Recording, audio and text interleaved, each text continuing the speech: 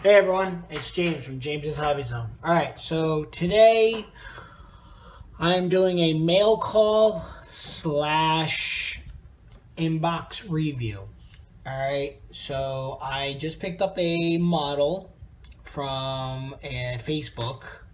It's a group page called Sell and Buy Plastic Model Kits. Great bunch of guys. Definitely suggest going to them. I'll mention it again at the end of the video. And I'll try to put a link at the bottom of the in the description. So today my mail call came in today from USPS. Paid for 2-day shipping, got it in 5 days. Well, nothing I can do about that. So, all right. So today my mail call is the 1986 Monogram kit of the A-10 Thunderbolt II. Okay, so I picked this kit up for $27 plus $13 shipping. So $40 altogether. Now, the box art is basic box art, as you can tell, you know, from the 1980s, 86 Monogram. I also have another kit, another A-10 that you'll see at the in the middle of the video. Also, I have another one that's sitting in Connecticut. I just have to find it. My mother told me that they cannot find the other kit. It's the Jaws version, where it has that weird camouflage scheme. But I think that was actually a 1982, I think. All right, so I never built an A-10 throughout my, I believe, throughout my childhood. I never built an A-10, but my very first kit was a HE-111 Heinkel 148 scale. I just don't remember if it was a monogram. It probably was a monogram kit, but let's open up the box and let's, oh, one more thing. The gentleman's name that had this kit, great guy, his name is Eric Baker from Wisconsin. Great guy. He also had a Monogram PBY. I was going to get that one too. He wanted $70 for it. Didn't have the $70. Now I kind of regret not having the $70 because now the kit was sold. But I did see a 148 scale Japanese aircraft that he had for sale. I just don't know the price on it. I have to ask him, but I have to look into it and see what it's all about. All right, so let's get down to the kit. Now, to do a little bit of a difference, this Monogram kit has 167 parts. The Revell Monogram, the Revell A-10 kit has 165, and the one that the Revell is 2017. This one's 1986. So they must have subtracted kits, because if I'm correct, I believe Monogram sold their molds to Revell. So we'll find out. Let's see. All right, so let's start off with first thing first. Instructions, basic instructions. This kit was developed from an actual A-10 Thunderbolt II and carries unique Warthog markings of the 47th Tactical Fighter Squadron, 917 Tactical Fighter Group of the Air Force Reserves. Now, if you look at the decals now, since we're just talking about the squadron, they're kind of rough looking. So I'm going to test one, see if they work. If they work and they don't fall apart on me, I'll use them. If one of them falls apart on me, I am not going to use it. I'm going to go to what the aftermarket, I'm going to go after the decals that I actually have in the Revell kit. I bought aftermarket decals for that kit, so I still have the decals from the actual kit, so I will use them with this if these don't work too well. These are just basic Monogram decals. So, instructions. This aircraft was unique. It was an aircraft that was built around the gun. It's a 30mm Vulcan minigun cannon, and 30mm cannon. Oh yeah, made to annihilate tanks. Also, it takes the name the Thunderbolt II. Technically, the P-47 Thunderbolt that was manufactured during World War II and designed. Technically, it was built around the supercharger. That's why it's so fat, because the supercharger is inside its fuselage. That's how it was able to get higher, faster, but the one thing it lacked was range. That was the only thing it lacked. And then they developed the drop tanks for it. So, alright, so let's get to the instructions. Instructions are basic Monogram instructions that also you see with Revell kits too. So I'm thinking Revell must have had some say in this, maybe. Who knows? Basic instructions going from building your pilot, your cockpit, your mating your fuselage halves, landing gear, wings, engines, tail, to then mounting everything to the fuselage. Landing gear. It also gives you a support stick. I'm going to put some weight in it. I just have to figure out what the weight is. How many grams of weight need to go in the nose to make it stand straight up. Alright. I'll have to look at some other YouTube videos of A-10s being built and see what their weight is, so I could go from there. So then you go into building your ordnance with your napalm tank, your cluster bombs, your conventional bombs, your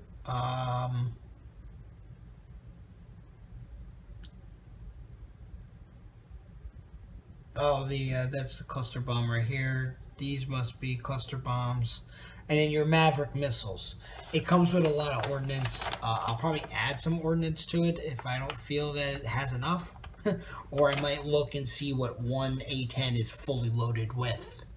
I don't want to look at a museum one. I want to look at one actually in combat. That's the only way I'm going to be able to figure that out. Basic paint scheme with the camouflage. Like I said, I'm probably not going to use any of this reference. I'm going to be using my references on the other aircraft, on the other one. So, and that's the instructions. So, we have the glass clear parts.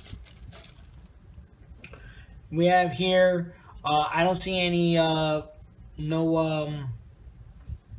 line that is made when the mold halves are put together, so that's good. There's a little bit of a scuff mark on her, but that's okay. We can get rid of that, or just by rubbing on it. Clear parts are very good. Front canopy's good. Or, yeah. Front canopy is really good. Canopy is... Sorry for the yawn, guys. I'm tired. I've been up since 6 a.m. and now tomorrow I have to be up at 5 a.m. so I'll be working all day. I've been trying to work also for my best friend too, helping her out. Clear parts are looking good. Looks like these are for the Maverick missiles. So, oh, let me put that back in the bag so they don't get scratched. Eventually, I will start working on this model. Hopefully, I have to finish my commissions first.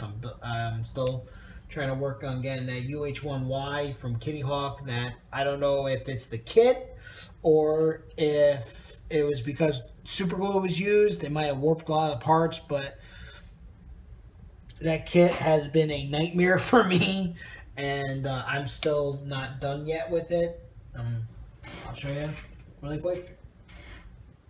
There it is. It's been a nightmare trying to build this damn thing and get it back to where it should be. So, alright. Enough of my UH1Y. So that's a commission I'm building for a friend, for a coworker. Detail on the wings are really nice. You can see, I'm trying to get it up as close as possible. You can see actually all the detail. The only thing about it, it's not recessed. It's, I forgot what the word was called, but it's when it's above the wing instead of recessed. Eventually I'll remember it, but really good detail on all the pieces. Each one, I'm thinking that these are wing parts that would be here. So fuselage halves, a lot of detail on the inside. All the ejector pin marks are on the inside. That's good, and they're away from certain parts. Like here's where the cockpit would be installed, so it won't be. They won't be in the way of installing certain parts on the aircraft. But a lot of good rivet detailing. I just wish it was more recessed. Great, she had text now. Alright, so that's that. Same thing here with the other fuselage half. All the wings. The upper wing.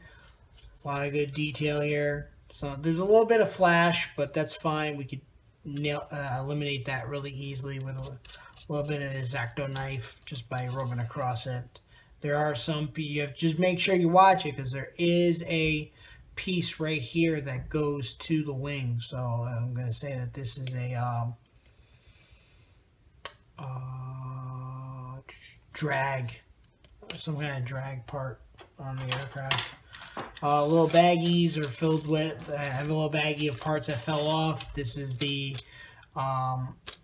vertical stabilizers, the horizontal stabilizer, the under panels, and then we have wheels. We have, this is the lower section of the cowling for the engines. Easy peasy parts here. Then we have more of the upper wing. You can see all the detail that's on the upper wing. Same thing with, this is the same thing. These are all the engine parts and wheels. Last but not least, this is cockpit. I'm not going to open it up, but this is the cockpit. And this is also landing gear and ordnance. Now, it comes with a lot of ordnance, cluster bombs, drop tank, Maverick missiles. So you name it, it probably has it here in this kit. So, I mean, guys, it's a very simple, simple kit to build. Probably I would say definitely suggest it for a beginner. If you're just beginning and you want to build jets, great beginner kit. As you go higher and higher, and it's cheap. It's only $27. It was only $27. If you guys go on that page, you'll find some really good kits for beginners. I would definitely suggest anyone do a Monogram or a Revell kit as your beginners. That would be great for beginners. So I don't mean to keep repeating myself, but yeah, I'm always going to repeat myself because it's not hard to repeat. Now, if you look at it, here's the Revell kit. Here's the Monogram kit. You can see that the boxes are, the Monogram kit is a lot smaller than the Revell kit, but they're both the same scale. Now, the thing with that kit is the decals that are in this box. Here's the aftermarket decals, but there's the decals that are from this Revell kit. These are the decals I'm going to use if the ones from the Monogram kit don't really work out too well. I have the brand new ones, so I might have a Play Hog that was built out of Monogram. This A-10 kit that I will be doing the Revell kit that I'll be doing an inbox review later on, maybe tomorrow after I upload this video. This is actually going to be doing the Connecticut Air National Guard. Old coworker of mine named Brian Hebert. He actually flew A-10s, and now, because of budget cuts, years ago, Connecticut did away with the A-10s and just kept C-130s. So that would be exactly what has happened. Alright guys, this is the end of the video for a inbox review / mail call. I'm probably going to start doing those like that. It'd be a lot, it's a lot simpler and fun. So every time I buy a model. So that one I got for my birthday. My birthday was on August 10th of this year. So I got it a little late. That's fine. I don't mind. But I picked myself up a birthday gift from my mother, actually, because my mother sent me money for my birthday, since my mother and father are still in Connecticut, and I am all the way out here in Texas. So, all right, guys and gals, stay safe, keep modeling, have fun. Don't get stressed out as much as I do. And,